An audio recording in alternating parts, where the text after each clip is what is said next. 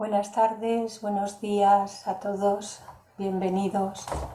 Vamos a dar comienzo a nuestro encuentro de este jueves y continuaremos en el lugar que lo dejamos el jueves pasado. No sin antes dar los avisos de siempre, porque ha de quedar grabado por ley que avisamos de que los que no quieran que sus imágenes queden grabadas y luego sean colgadas, pueden cerrar su micro, el micro ya lo cierro yo, su cámara, clicando sobre el icono de la cámara que tienen en su pantalla. Así pues, pasamos a este recordatorio. Por si alguien no recibe todavía los programas de la sección española, puede escribir un mail a esta dirección: actividadesvirtuales.spe@gmail.com, indicando nombre y apellido, el país o ciudad de residencia, dirección electrónica y teléfono, y así les podrán incluir en el grupo. Y para conectar conmigo por cualquier motivo o razón, estoy a su disposición en clarisaelo@gmail.com. Y a veces soy lenta, pero casi siempre atiendo a punto. Una de las anotaciones más del Javamal, el discurso del Altísimo, dice: de su saber un hombre nunca debe jactarse. Mejor ser parco en el discurso cuando a su casa un sabio viene. Nunca se tiene amiga más fiel que la mucha cordura. Así ser parcos en la palabra, ser prudentes siempre y no presumir de saber.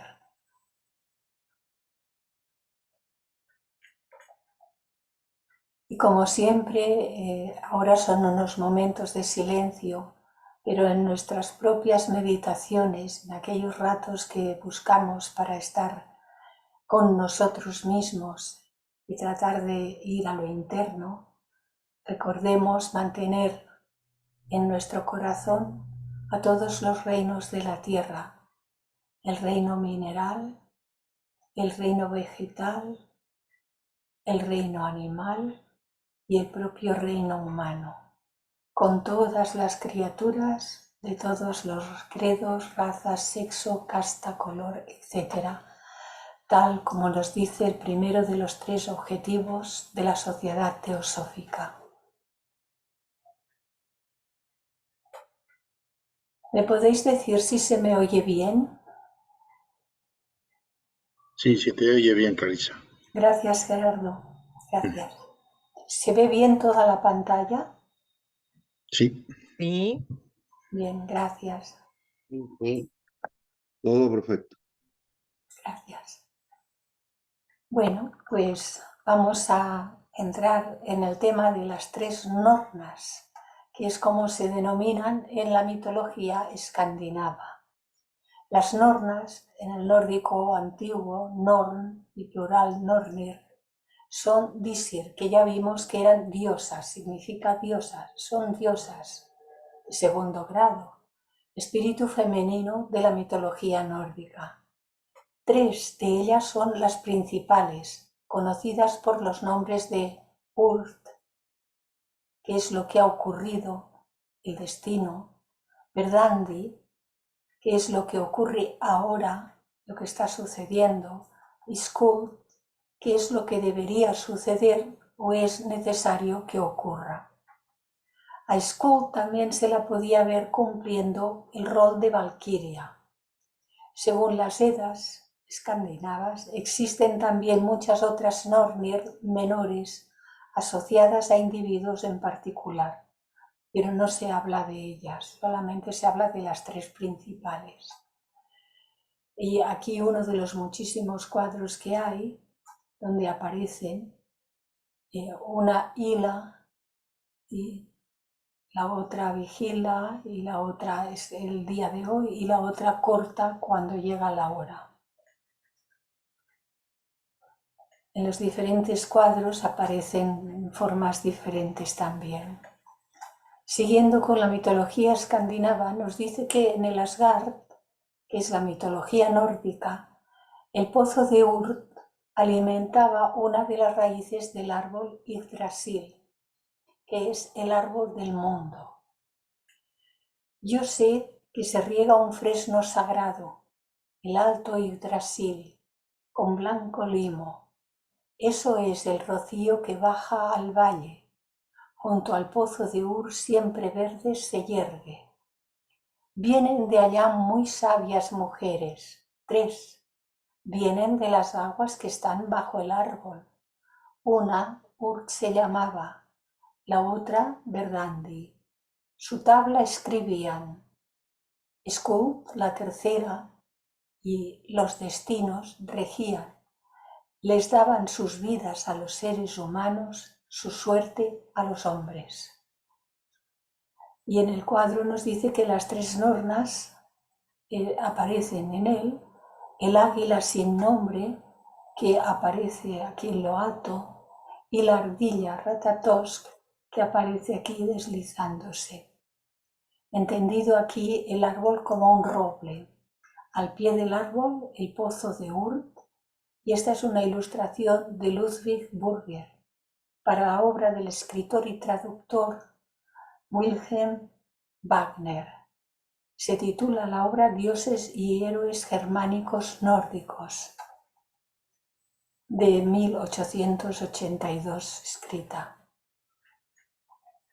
Siguiendo con ellas, las 3 diosas hermanas en el Edda que dan a conocer a los hombres los decretos del destino. Orlok, llamado también Orlok, el destino. Se las presenta saliendo de las desconocidas distancias, envueltas en un oscuro velo, en dirección del fresno Yggdrasil, el árbol del mundo, para regarlo diariamente con agua de la fuente de Urd, a fin de que no se seque, antes al contrario, se mantenga verde, fresco y vigoroso. Y cuando nos dicen que ellas están encargadas de regar el árbol del mundo abarca todos los planos que en teosofía se nos muestran, se nos enseñan, que no deja de ser una división que ayuda a comprender las diferentes funciones que tiene cada uno de esos planos respecto de los seres que habitamos y que formamos parte de esta manifestación. Tanto los más elevados, las deidades, como los más inferiores y en medio nosotros. O sea que riegan el árbol del mundo. Ellas dan vida a todo. Es una forma de describir algo que es muy difícil de describir porque desde luego no son imágenes, sino son potencias. Pero nosotros ya sabemos que los seres humanos lo antropoformizamos todo, a todo le damos imagen humana. Y esta es una representación romántica de las nornas. Verdandi aparece con alas, la de en medio aparece con alas. Contrariamente al folclore, los nombres al pie están escritos en una mezcla de runas danesas y medievales. Pues en los países nórdicos, Alemania, todos los que están tocando a Alemania y la propia Escandinavia, en todos esos usaban las runas como escritura antiguamente. Orlok, que es el que ha nombrado, es el hado o destino, cuyos agentes fueron las 3 nornas escandinavas, que son equivalentes a las parcas romanas y a las moiras griegas. Y estas son las tres partes en un cuadro de Marco Biggio. Y también vemos que una hila y la otra está aquí representando su rol y está representando la que corta el hilo de la vida. Por lo tanto, fijémonos que entramos en la comparación y vemos que en los diferentes lugares, países y mitologías también se presentan estos tres seres. Los nombres de las nornas son Urt, lo pasado, Verdandi, lo presente, que se ha dicho, lo que está sucediendo, y Skuld, lo futuro, lo que ha de suceder, lo futuro que o es rico en esperanzas o es triste en lágrimas, porque es el resultado kármico de nuestras acciones pasadas y presentes. Nuestras acciones pasadas y presentes, aquellas que no se hayan resuelto y hayan quedado ya fuera de nuestro cargo kármico, esas se presentarán en el futuro y unas serán positivas, ricas en esperanza, y otras serán tristes en lágrimas, según lo que nosotros hayamos sembrado. Así revelan ellas los decretos del destino, porque de lo pasado y de lo presente nacen los sucesos y las acciones de lo futuro. Y aquí un nuevo cuadro, una nueva pintura de las nornas, hilando los hilos del destino a los pies del árbol Yggdrasil.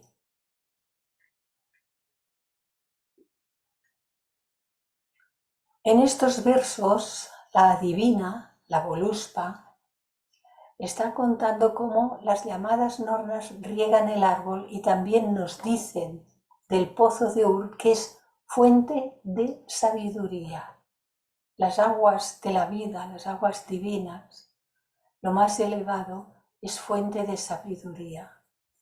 Las nornas toman del agua del pozo y el lodo que hay en torno a la fuente y rocían el fresno para que no se sequen y se pudran sus ramas.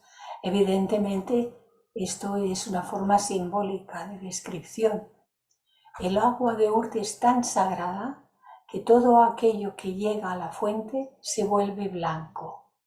El agua de la vida, el agua de Urt, es tan sagrada que todo aquello que llega a la fuente, todo aquello o todo aquel ser que se baña en las aguas de la vida, se vuelve blanco, significa se ilumina, se purifica. Al rocío que cae de él sobre la tierra de los hombres se le llama rocío de miel y de él se alimentan las abejas hidraxilias que apareció al principio de la presentación. Dos cisnes se alimentan de la fuente de Urt y de ellos nace la especie de los cisnes. Otro símbolo que, aunque solamente se refiere a los cisnes, del agua de vida, emana todo y se presenta todo. Y las tres nornas solamente son una representación de esos tres poderes que gobiernan, controlan, equilibran y son justicia eterna. Las nornas viven bajo las raíces del fresno Yggdrasil, el árbol del mundo en el centro del cosmos, donde tejen los tapices de los destinos. La vida de cada persona es un hilo de su telar. La vida de cada persona es un hilo en su telar. Y la longitud de cada cuerda es la duración de la vida de dicha persona. De esta manera, todo está preordenado en la religión nórdica.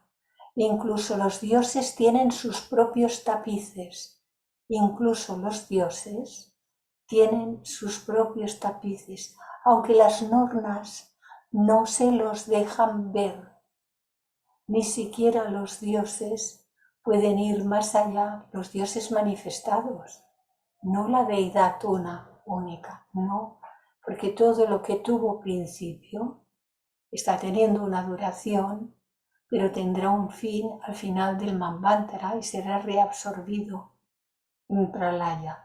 Por lo tanto, ni siquiera los dioses pueden ver el final de todo ello.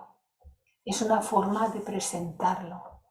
Este claro sometimiento de los dioses a un poder más elevado que ellos, por lo tanto fuera de su control, y la implicación de que ellos también tendrán un final algún día, son temas trascendentes en la literatura que rodea la mitología nórdica. Y nosotros, como estudiantes de teosofía, ya hemos leído y hemos estudiado y tratado de profundizar en este significado que seguro que nos ha aparecido en muchos de los estudios, que todo será reabsorbido, incluidos los dioses.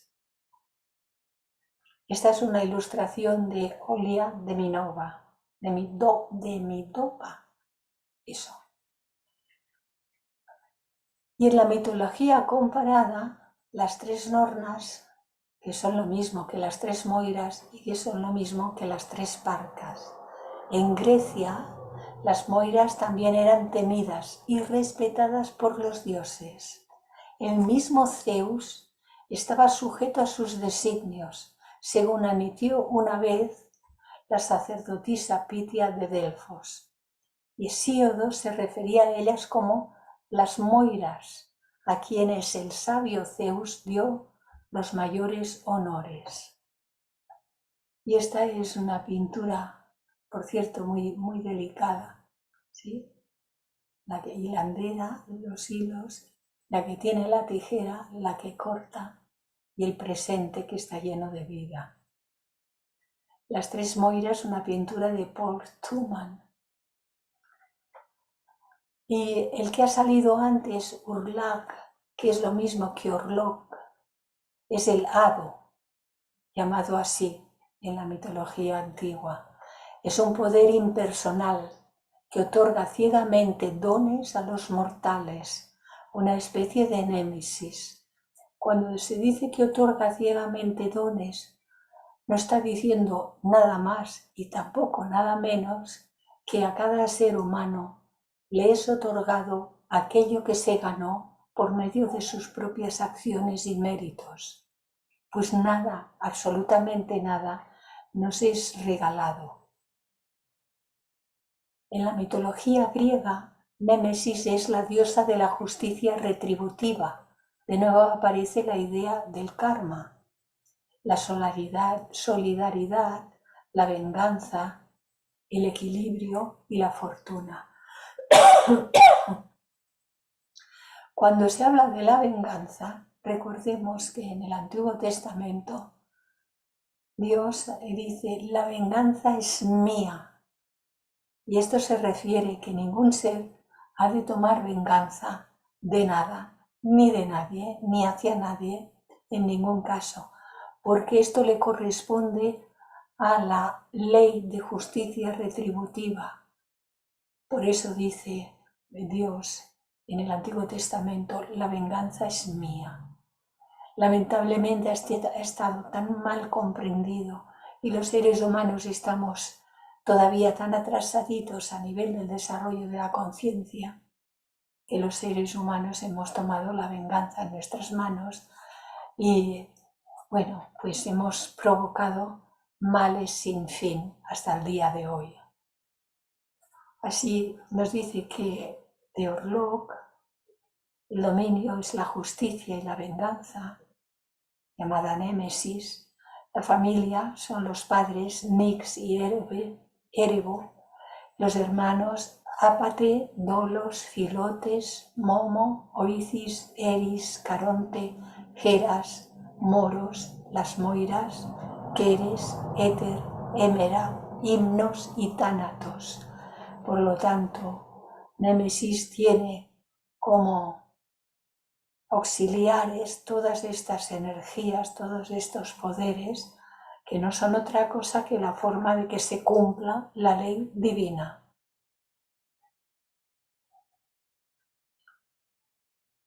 Y siguiendo con la mitología comparada, en la mitología romana las parcas, en latín parcae, eran las personificaciones del fatum o destino. Sus equivalentes griegas eran las moiras y eran las nornas en la mitología nórdica de los pueblos germanos septentrionales. Controlaban el metafórico hilo de la vida, de cada mortal e inmortal, de cada mortal e inmortal, desde el nacimiento hasta la muerte.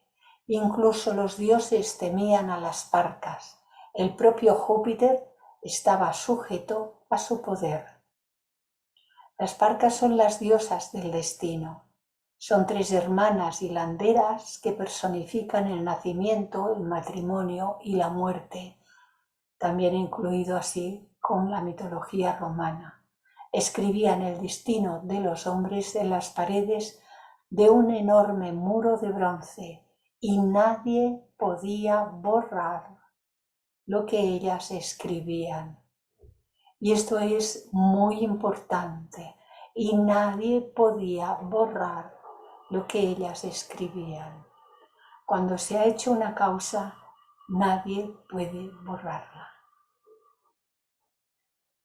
Pueden ser compensadas por futuras acciones de un orden contrario, un sentido contrario, compensadas, pero nada se borra. Y ellas se llamaban, en la mitología romana, nona, décima y morta.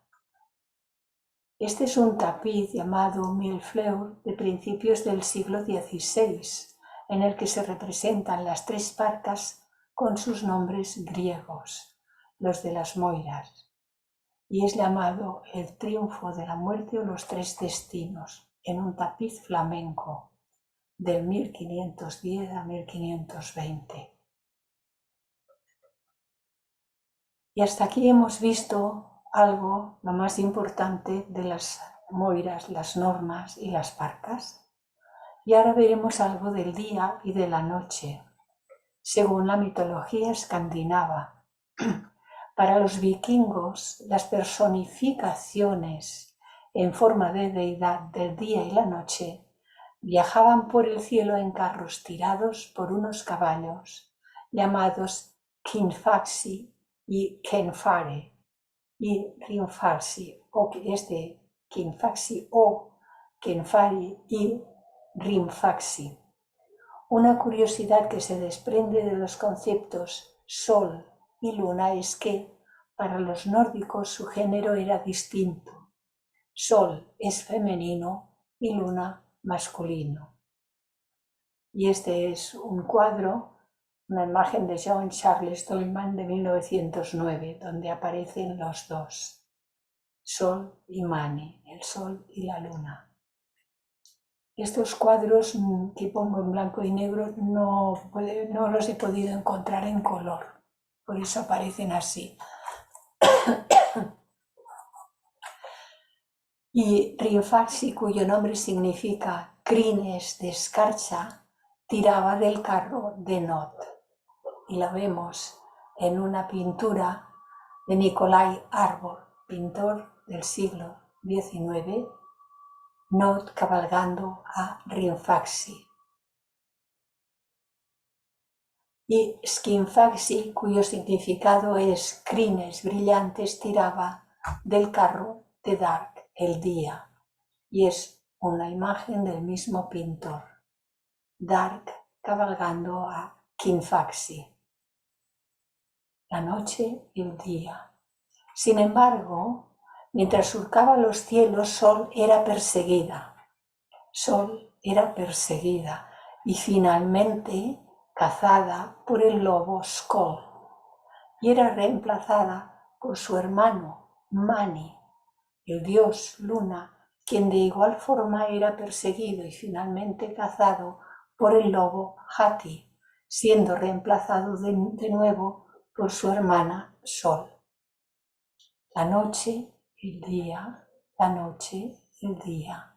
De este modo los vikingos comprendían y entendían un fenómeno que no podían explicar por otros medios, el del paso de los días y las noches, el turnarse del sol y la luna y los cielos, que se repartían Skoy y Sol, Hati y Mani.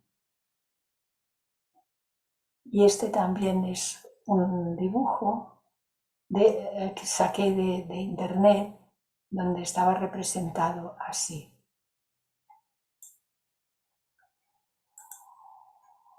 Y este es una imagen del árbol Yggdrasil que hemos ido nombrando y que más adelante lo veremos con mucho más detalle. Y aquí vemos el carro Sol y el carro Luna. Los componentes del árbol, arriba del todo, son las casas de los dioses, y luego viene la casa de los hombres, el mar que circunda la tierra, y luego más abajo los mundos inferiores. Sin embargo, en las raíces hay 3 pozos.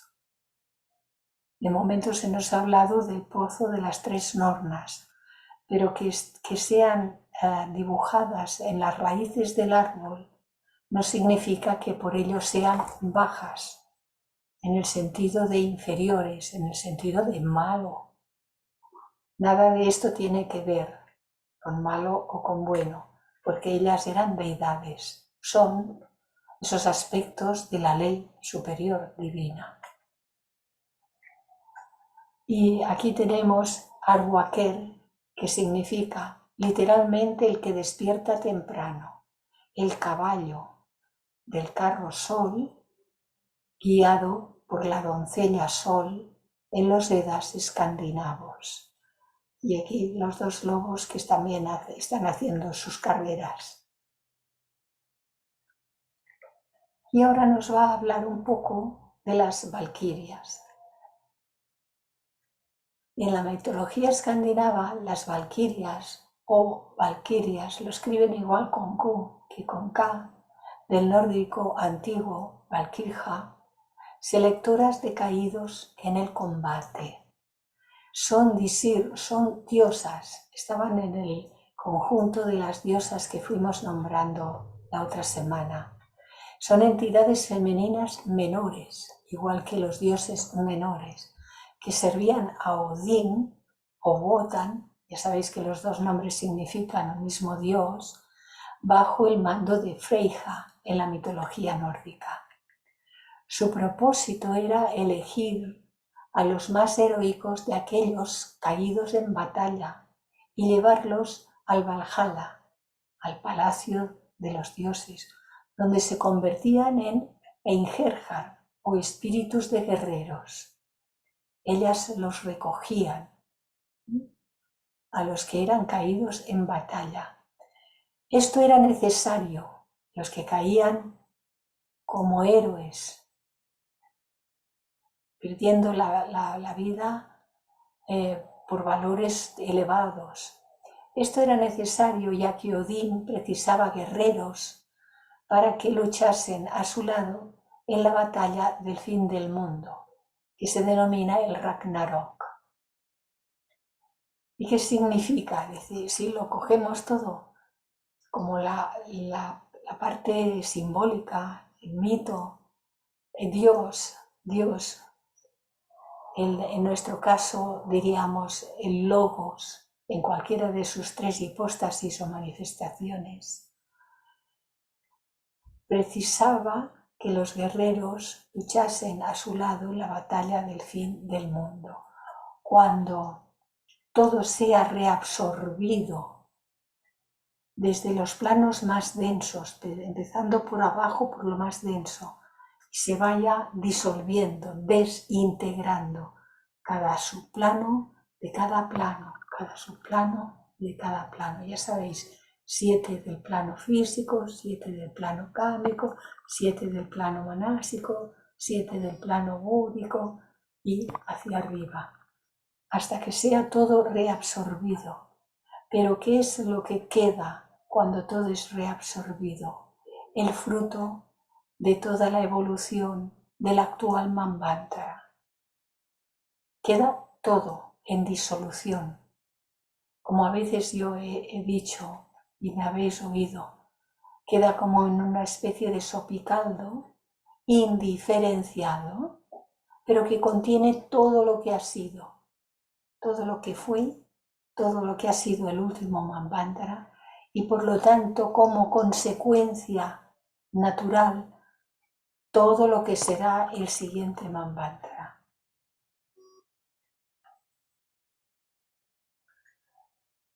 Las valquirias, llamadas escogedoras de los muertos, son vírgenes que asisten a las batallas y sirven de beber a los Enheihar, es decir, a los héroes llegados al Valhalla, y son sus animadoras y protectoras, según las Edas escandinavas. Según la poesía popular de los escandinavos, estas diosas santifican con un beso a los héroes que sucumben en la pelea, en la batalla, y llevándolos del campo de batalla hacia arriba, los conducen a las mansiones de felicidad y a los dioses en el Valhalla. En los términos en que nosotros aprendemos entre dos encarnaciones, todos los que sucumben en el batallar del día a día tienen un periodo de tiempo en las mansiones del cuando vamos, después de dejar el cuerpo físico y dejar el cuerpo cámico, a pasar el periodo correspondiente y proporcional, cada uno, en Devachan. Así entre vidas sería algo semejante, pero al final de todo el proceso manvantárico sería la reabsorción de todo. Y en la metodología comparada en el Islam, según el Islam, una Uri, en árabe Ur o Uriyah, es una bellísima doncella siempre virgen. Así que allí también son vírgenes, de cuya compañía gozarán los creyentes en el Jannah o paraíso desde el día de Yaum al-Qiyamah, que es la creencia en la resurrección de todos los seres humanos en el día del juicio. Así que es muy semejante al papel que juegan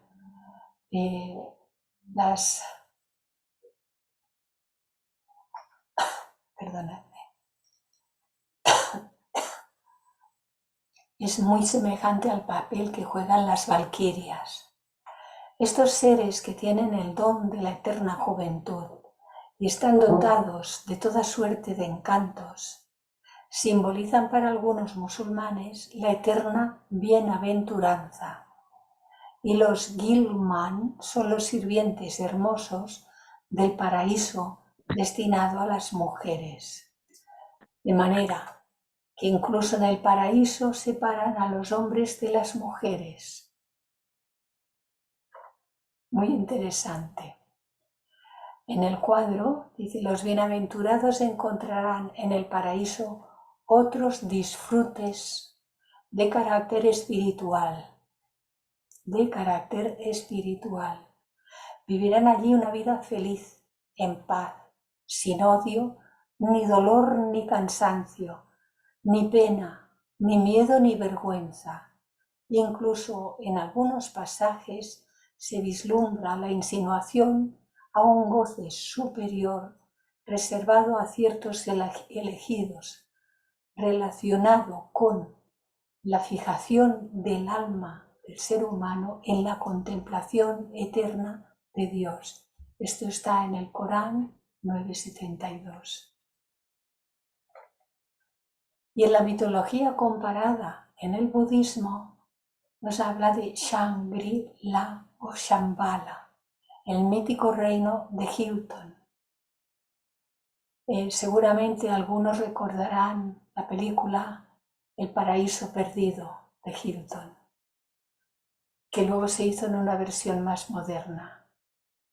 En Asia también hay un paraíso similar, aunque de connotaciones diferentes, un lugar donde impera la paz espiritual, un paraíso perdido donde, según los mitos budistas, viven almas inmortales armónicamente con la naturaleza.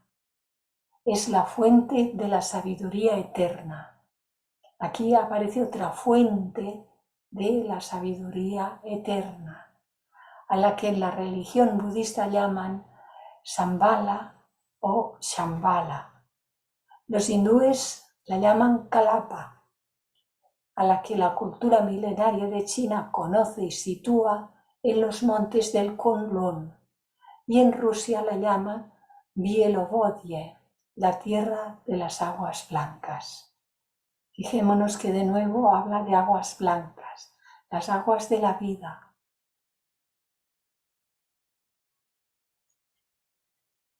Volviendo a la mitología escandinava, dice, la residencia habitual de las valquirias era el Vingolf, situado al lado del Valhalla, es decir, en lo más elevado. Dicho edificio contaba con 540 puertas por donde entraban los héroes caídos, aquellos que habían muerto de manera heroica, de manera limpia, para que las guerras los curasen, para que las guerreras los curasen, deleitasen con su belleza, y donde también allí sirven hidromiel y cuidan de la vajilla y las vasijas para beber, entrecomillado, porque esto ya forma parte más de las leyendas que se fueron añadiendo, folclore que se fue añadiendo, y entonces es interesante de irlo observando. En el cuadro La vigilia de la Valquiria, por el pintor prerrafaelista Edward Robert Hughes.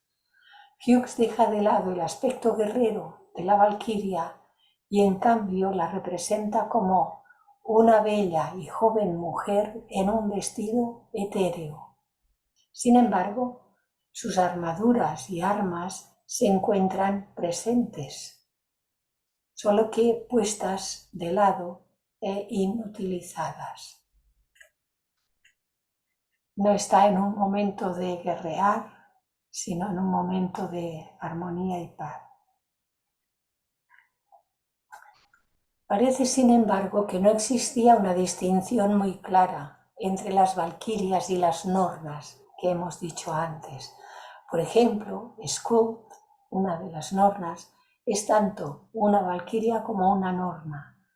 Y en el poema Darradarju, me cuesta mucho pronunciar estas palabras, en ese poema las valquirias tejen las redes de la guerra. De acuerdo a la Edda prosaica, el Gylfaginning, Odín les manda valquirias a todas las batallas.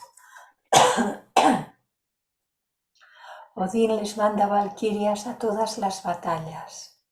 Asignan la muerte a los hombres y gobiernan la victoria. Así que en las batallas, nos dice aquí, los guerreros no están solos, sino que ya están siendo observados y cuidados para que puedan ser recogidos. Aquí en un cuadro de Arthur Rachman, la valquiria Brunilda va a visitar a Sigmund. Esto forma parte de la ilustración para la ópera de Richard Wagner, Las Valquirias.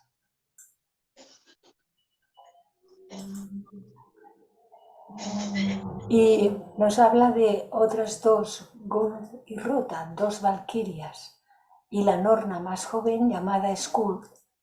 Ambas tres siempre cabalgan para elegir quién deberá morir y para gobernar las matanzas. Además, la licencia poética permitió que el término valquiria se aplicase asimismo a mujeres mortales en la poesía en nórdico antiguo.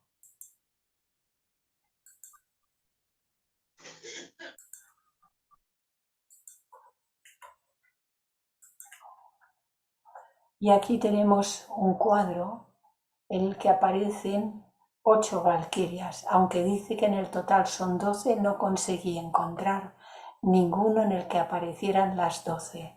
Y las 12 son Brunilda, Gontul, Gun, Ild, Ilangun, Rota, Skuld, Sigdrifa, Sigrun, Skogul, Svava y Brut. Y aquí un cuadro de Peter Nikolai Arbol titulado La Valquiria. Los héroes muertos en combate son llevados al Valhalla por las valquirias. Es un cuadro de Peter Nikolai Arbol, llamando almas muertas, porque son las valquirias que están recogiendo a los que han caído, a los que han fallecido. Y ahora nos va a hablar un poco de los árboles en las distintas mitologías del mundo. Árboles de vida en el glosario teosófico. Y nos dice, desde la más remota antigüedad, los árboles estuvieron relacionados con los dioses y con fuerzas místicas de la naturaleza. Cada nación ha tenido su árbol sagrado, con sus peculiares características y atributos basados en propiedades naturales y también, a veces, en propiedades ocultas, como se expone en las enseñanzas esotéricas.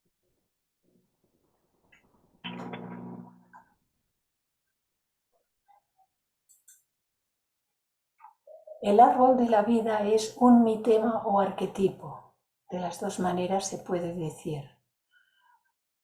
Es un mitema o arquetipo fundamental extendido en las tradiciones mitológicas, filosóficas y religiosas alrededor del mundo, relacionado con el concepto de árbol sagrado. Varios árboles de la vida se relatan en el folclore, la cultura y la ficción, muchas veces relacionados con la inmortalidad o la fertilidad. Tenían su origen en el simbolismo religioso. Y aquí hay una representación del árbol Yggdrasil de 1847, que tal como se describe en el Edda, vamos a ver, en la Edda prosaica islandesa, este es un cuadro de Olufsen Vake.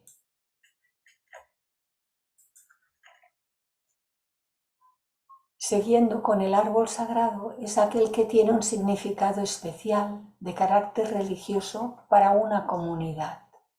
Hay dos maneras de entender el árbol sagrado, como especie y como individuo.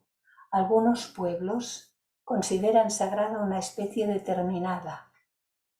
Un extenso volumen pudiera escribirse acerca de estos sagrados árboles de la antigüedad, la veneración a algunos de los cuales ha sobrevivido hasta el día presente sin agotar la materia. Esto sigue siendo del glosario teosófico. Así, en India, el Peepul o Asvata simbolizaba la mansión de los Pitris, en realidad de los elementales de un orden inferior. Ya sabemos que los Pitris los hay de un orden superior y de un orden inferior. Simbolizaba pues la mansión de estos elementales y vino a simbolizar el árbol Bo o ficus religiosa de los budistas en todo el mundo, desde que Gautama Buda alcanzó el supremo conocimiento y el nirvana bajo dicho árbol. El baniano es el símbolo del espíritu y la materia, puesto que desciende a la tierra con infinitas raíces y luego asciende de nuevo hacia el cielo porque se unen a las primarias, a las de arriba. Y el palaza, butea frondosa o cúrcuma reclinata de triple hoja es un emblema de la triple esencia en el universo, simbolizando espíritu, alma, materia, y es el que vemos aquí.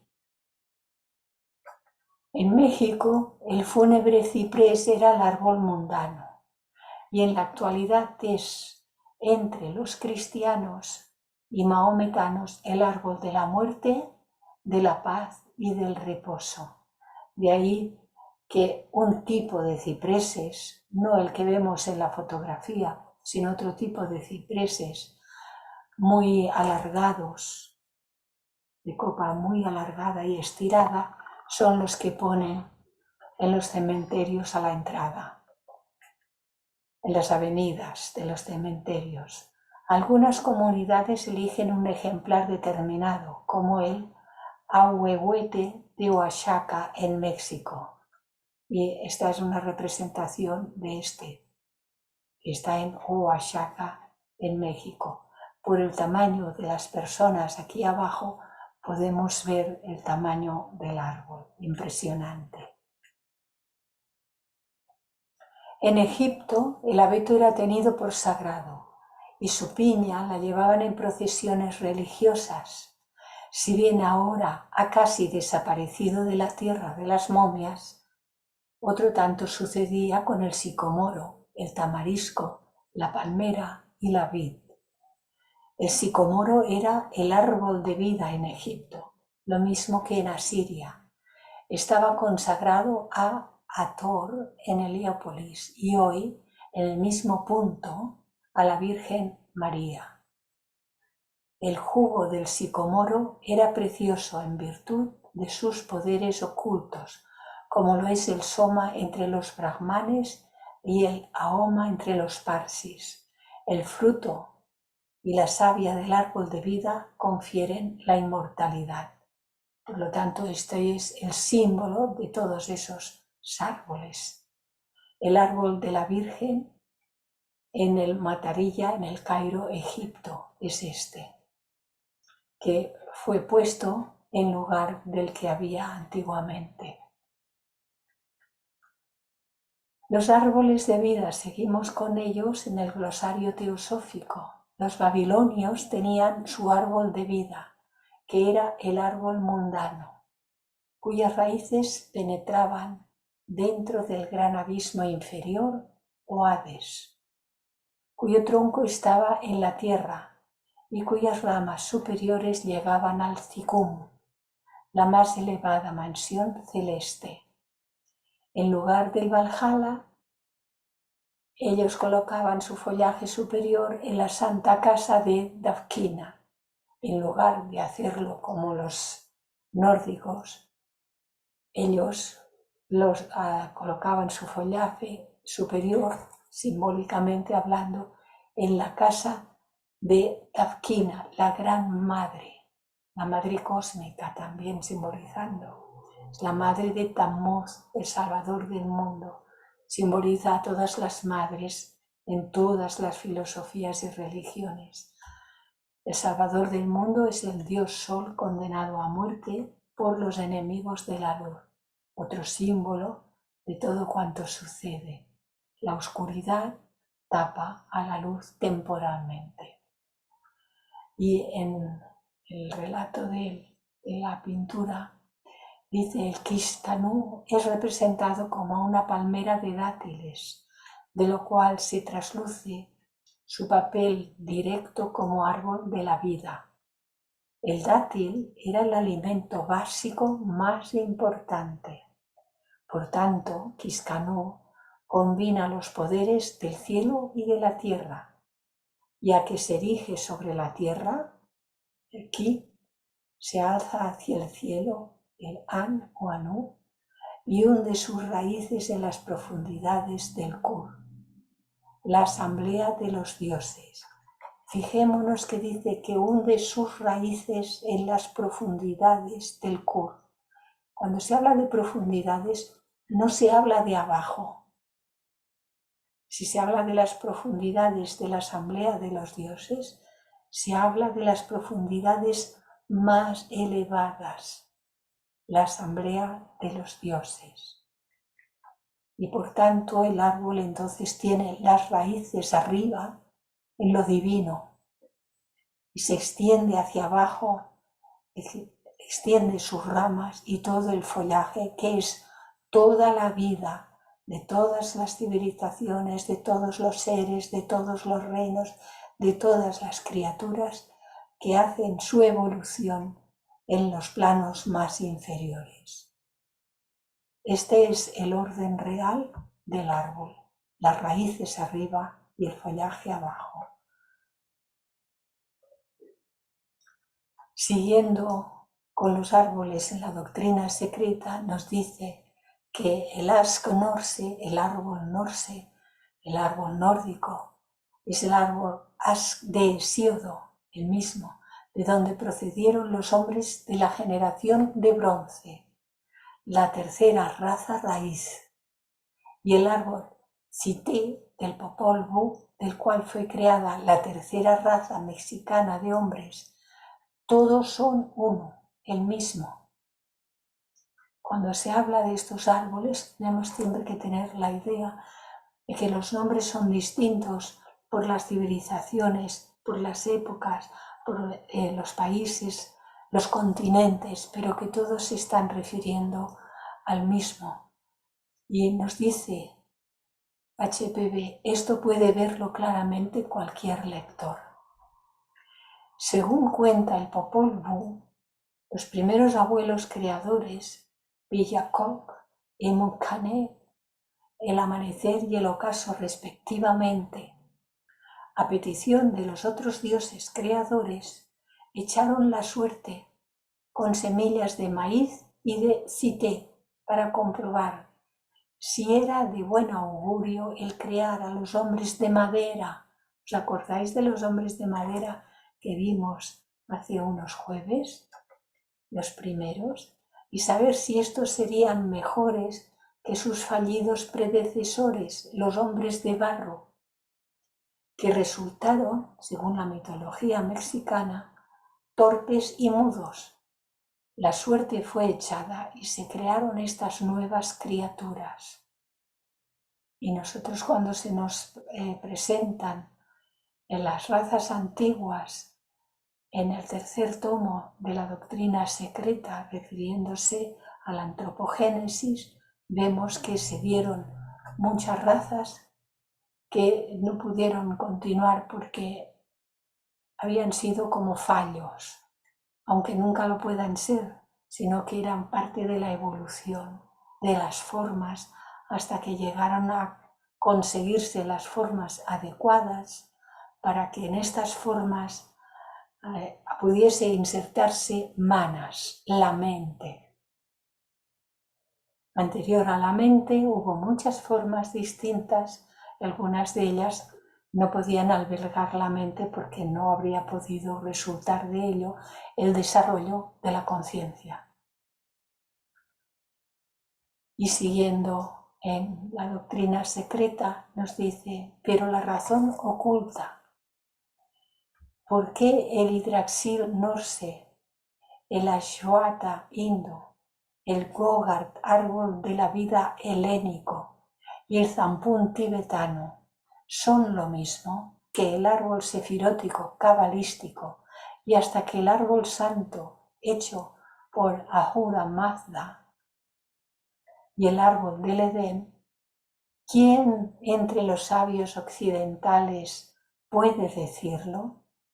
Sin embargo, el fruto de todos estos árboles, ya sea el pipala o ahoma o aún la más prosaica manzana, recordemos la manzana, todos son y simbolizan las plantas de la vida, en hecho y en verdad.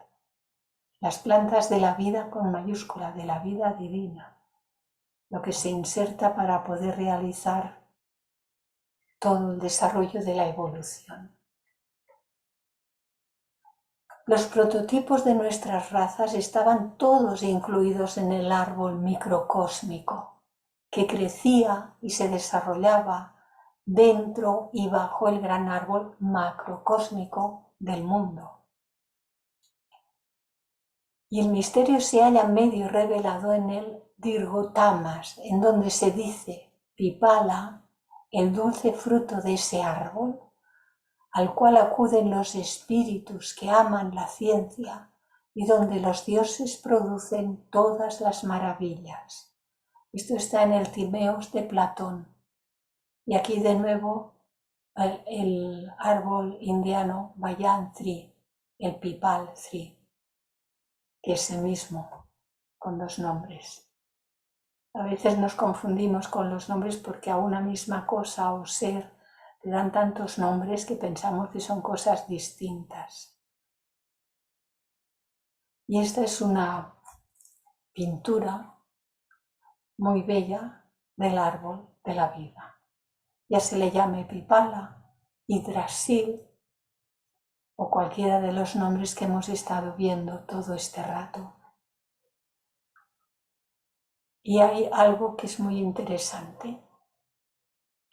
Tiene varias raíces o troncos metidos dentro de la tierra.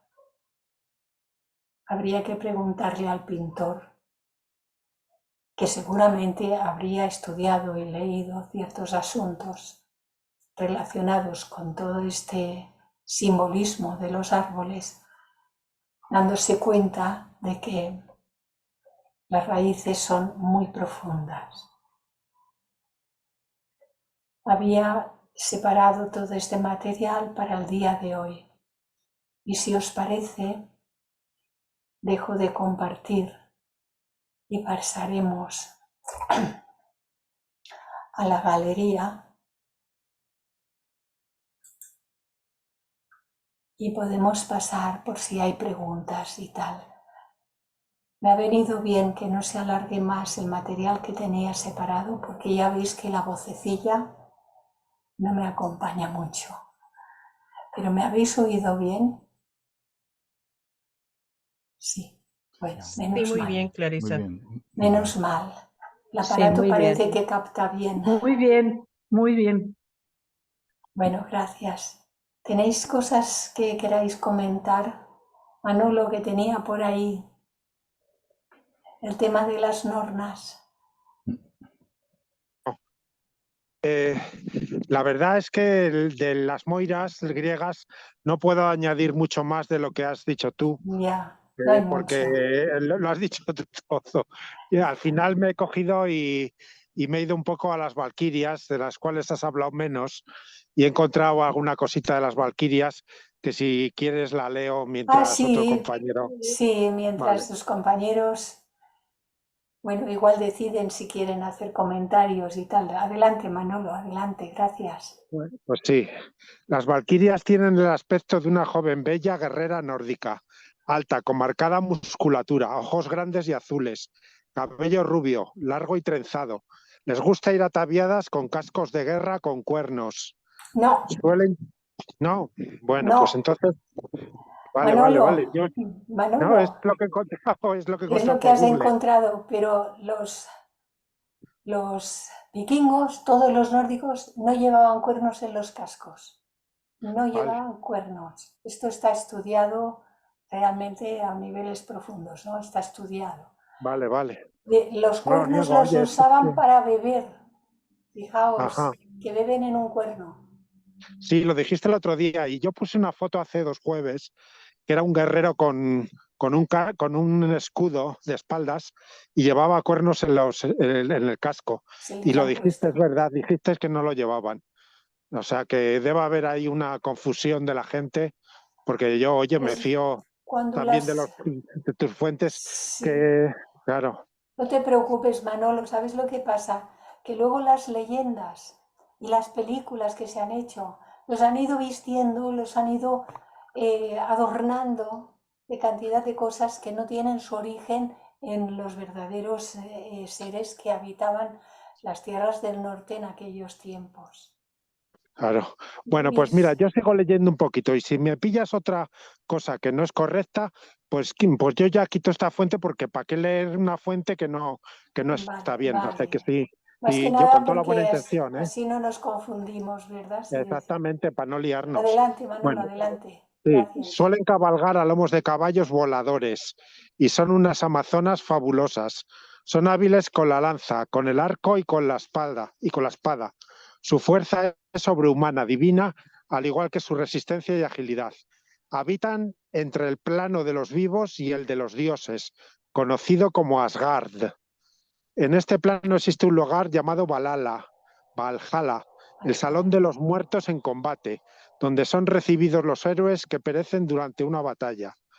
Las valquirias presienten la muerte de los guerreros valerosos, de modo que cuando se libra una batalla se presentan en el plano de los vivos. Desde el cielo contemplan la lucha y cuando ésta llega a su fin, las valquirias eligen a los muertos que serán conducidos hasta el Valhalla. Pero no solo acompañan a los muertos en su viaje a Asgard, sino que también los cuidan durante su estancia en el Valhalla, tal como lo dispone Odín. Están capitaneadas por Brunilda, la más fuerte y poderosa de las valquirias. Cuando descienden de los cielos y encuentran una batalla, Brunilda las dirige y las lidera.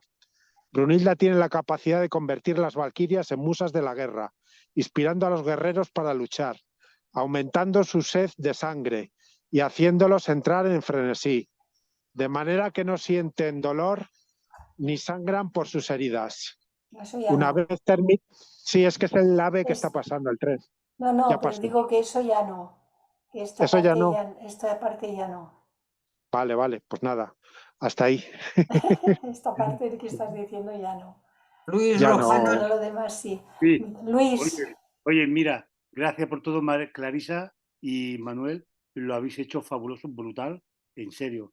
Sí que tiene razón, Manuel, no en sí los vikingos, pero los jefes de primero la tribu y después cuando ya fueron cristianos, los jefes sí que tenían cuernos.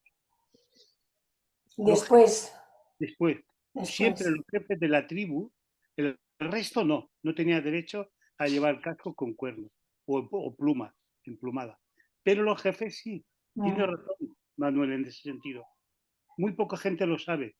Por eso se cogieron que todos los vikingos tenían cuernos, no, ya porque eran ves. contraproducentes para hacer las expediciones. No, pero sí los jefes, Sí, claro, los 2 o 3 del pueblo o los 3 el rey, príncipe y tal, sí que tenían cuernos ya. con pluma, emplumado, pluma. Sí que tiene Vale. razón en ese sentido la mitología. Vale, pues Y está luego, muy bien, ¿ves? Hemos aclarado un poquito más, ¿eh? Gracias, Luis, gracias, Manolo. y Gracias. luego en este sentido, que lo que has dicho muy bien tú, que me ha gustado, que es cierto, las 540 puertas solamente podía entrar 800 guerreros, porque había que pasar una serie de pruebas, como tú bien has dicho muy bien, en cada ciclo, para ayudar a la jerarquía a formar el núcleo de la siguiente civilización. Bueno, esto es otra historia. Sí, sí. Suma, multiplicar, que no se ha dicho, los 800 guerreros que tenían derecho a pasar por esas puertas. Claro, son simbolismo. Multiplicar 800 por 540.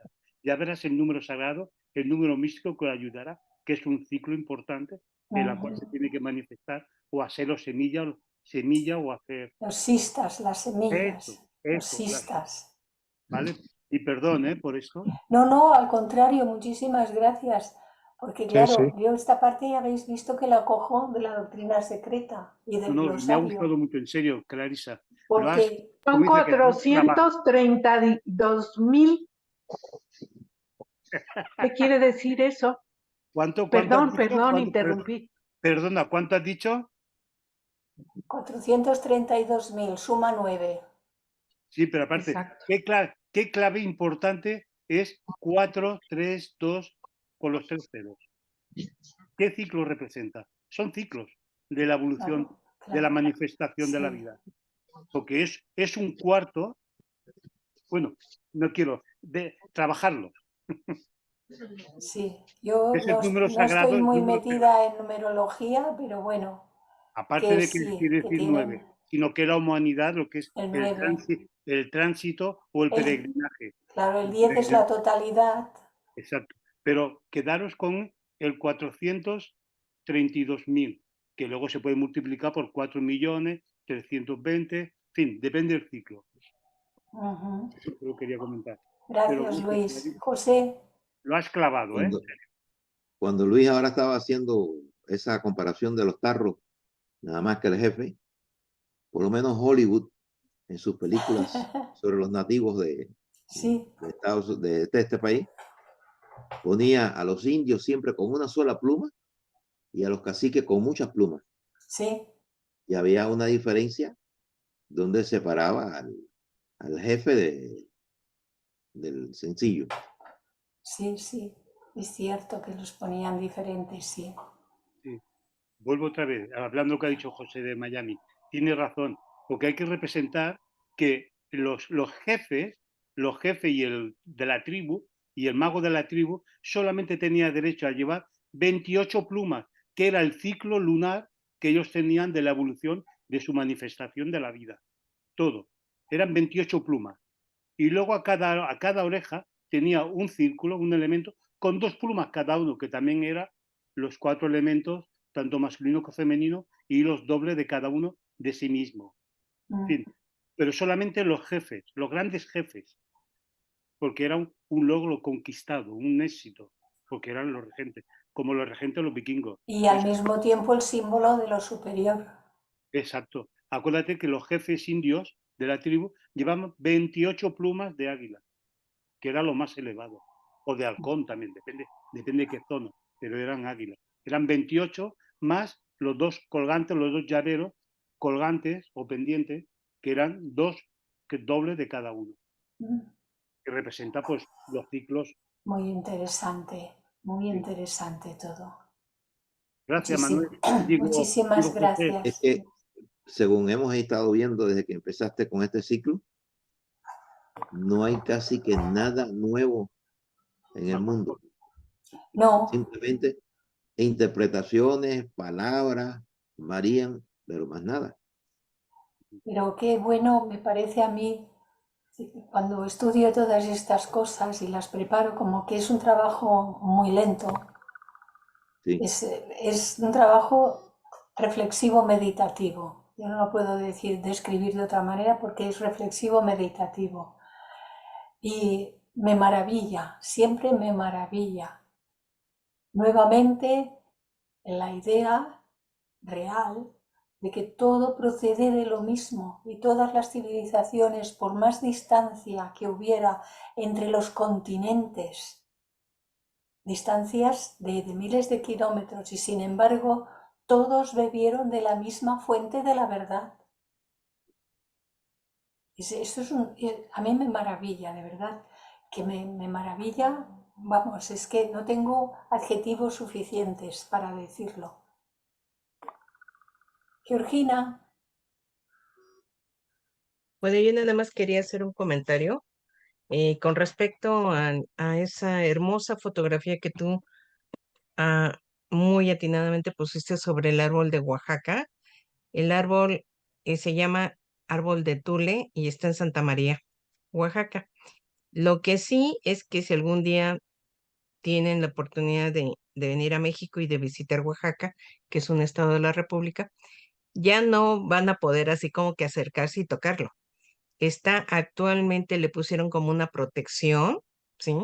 Alrededor, la última vez que fui, me sorprendí mucho, porque lamentablemente al arbolito, pues no sé con qué material, si una navaja o qué rayos usaron, pero ponían un corazón y A y fulano, ¿no? A y B, Madre por decir. mía. Ajá, entonces dije, La oh, ya, vulgaridad. ya entendí por qué le pusieron esa protección. O Claro, sea, claro. ya no puedes así como que tocarlo, lo puedes No, no. ver con Sí, una buena cámara, abres sí, imagen y tomas es y que capturas. hay gente que va y se abraza a los árboles, se abraza a los árboles. Bueno, si se abraza a los árboles y no les hace daño, pues bien está. Pero tampoco podemos caer en las ideas que a veces se tienen de que si uno va allí y toca, va a recibir no sé qué de algo.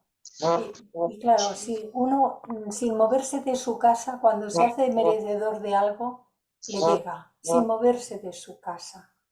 ¿eh? Entonces, claro, no me extraña que lo tengan que proteger porque es importantísimo. El árbol tiene ahí es inmenso, es enorme, es inmenso. Muy bien. En mi juventud yo tuve una matica casi de mi altura, de ajica chucha. Y las personas que pasaban por la calle, pues estaban en el jardín, miraban, si no veían a nadie, cogían y hacían así y arrancaban. Yo los veía, les decía, miren, usted toque la puerta y pídeme, porque en la forma que usted se lo llevó, no vuelve a salir la flor, no vuelve a salir otro fruto. Usted me lo pide y yo se la doy. O sea, hasta eso. Sí, Llevarse pues sí, algo como recuerdo o algo por sí. coger porque es un fruto, lo hacen en una forma tal de que pueden dañar.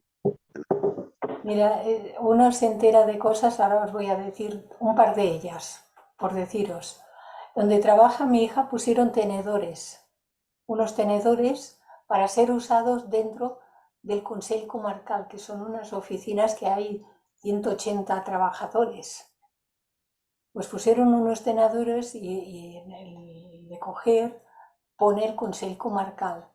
Se los llevaron y son gente de oficinas y se los llevaron. Esta es una. Otra, aquí en la esquina de mi casa hay una cafetería que tiene una pequeña terraza, no tan pequeña, y en las orillas pues ponen unas jardineras con plantas.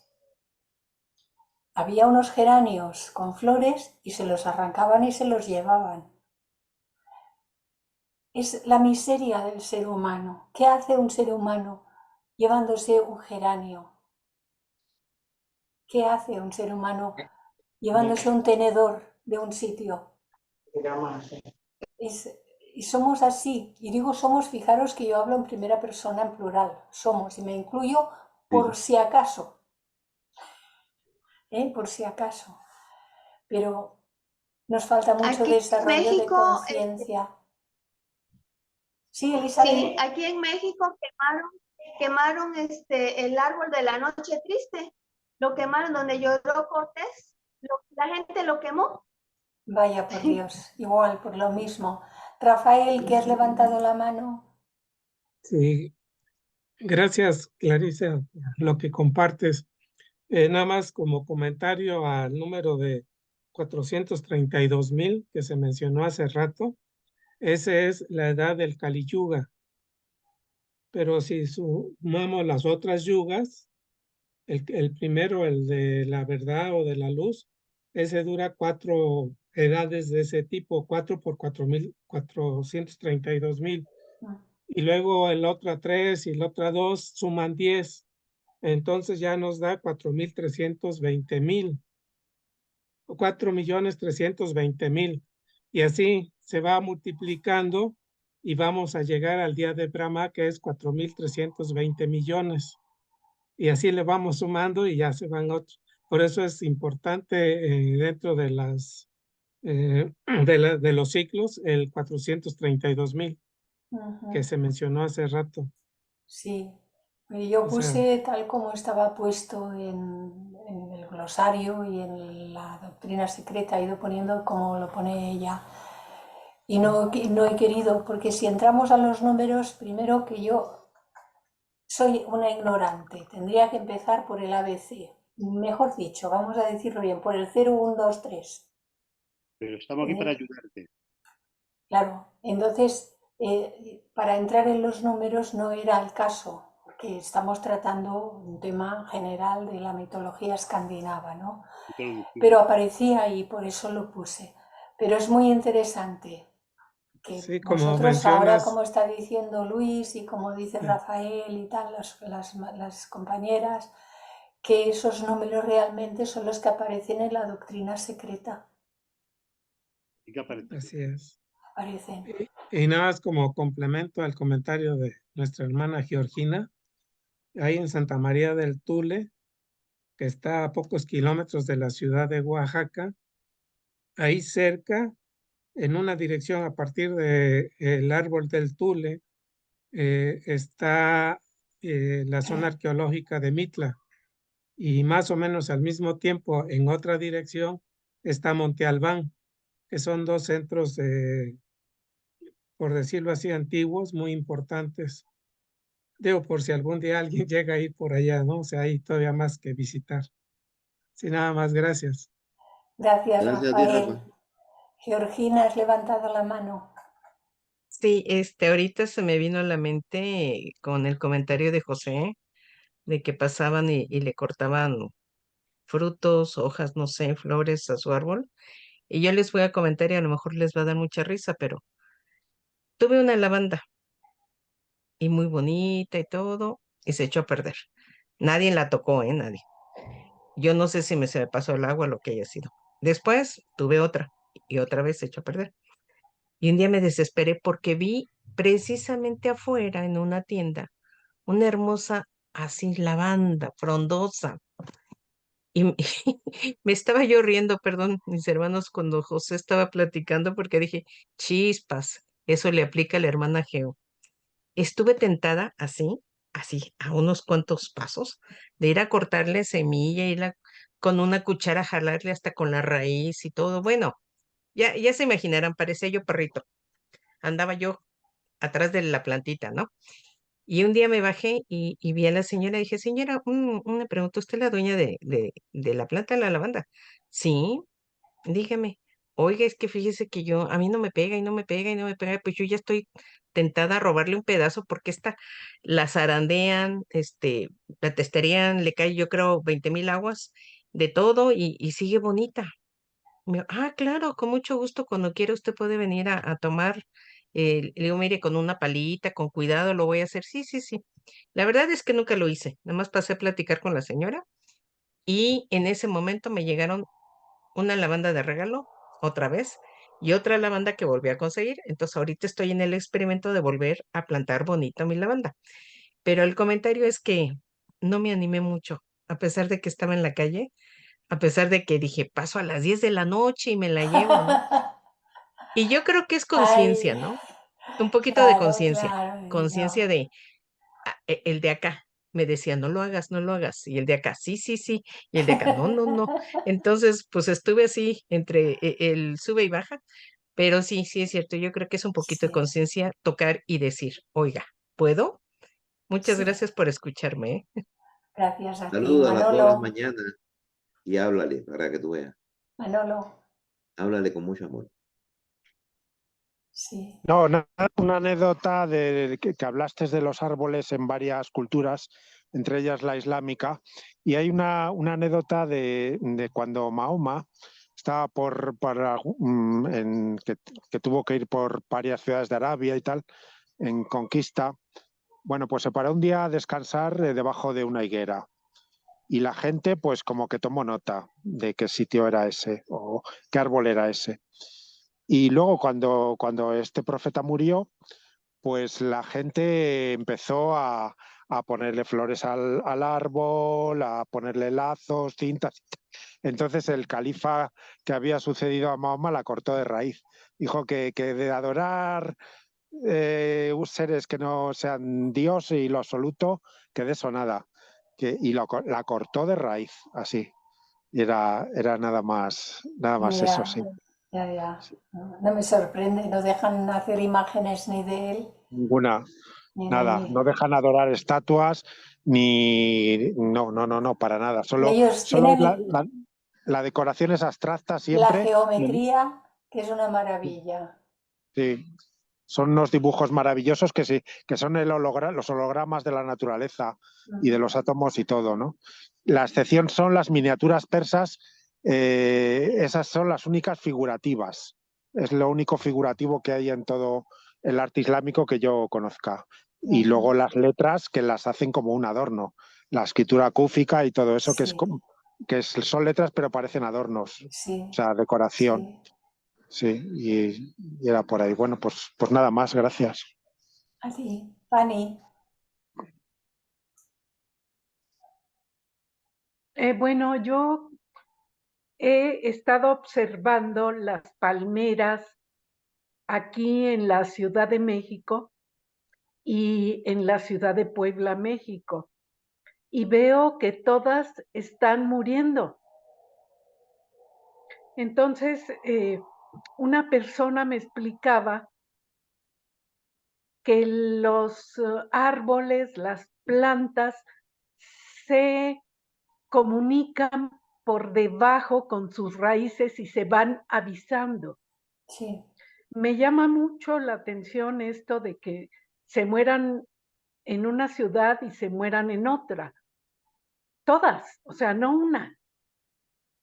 En Puebla hay una calle que es de los Cerdán, está llena de palmeras y todas están secas, se están cayendo. algo pasa. Entonces, bueno, nada más es un comentario, me llama la atención de que esté pasando eso. No sé si en otras ciudades del país o del mundo, o si los elementales de estas plantas se comuniquen independientemente de lo que los humanos podemos observar. Eso era todo, gracias. Gracias a ti, Fanny. Bueno, si no hay más comentarios, antes de que se vaya nadie, este sábado, la madrugada del sábado al domingo, en España hay cambio de horario. Atrasamos 1 hora los relojes. Atrasamos 1 hora los relojes. Hay un encuentro de jóvenes teósofos el domingo y otras actividades que también, pero que se hace desde aquí, y para que lo tengáis en cuenta por los horarios, que a partir de esta madrugada será madrugada del sábado al domingo, que nosotros hemos de cambiar el horario. Atrasamos 1 hora los relojes. Tenedlo en cuenta, porque si los próximos encuentros alguno no se acuerda, se estará 1 hora esperando. ¿De acuerdo? Gracias. Muchas gracias.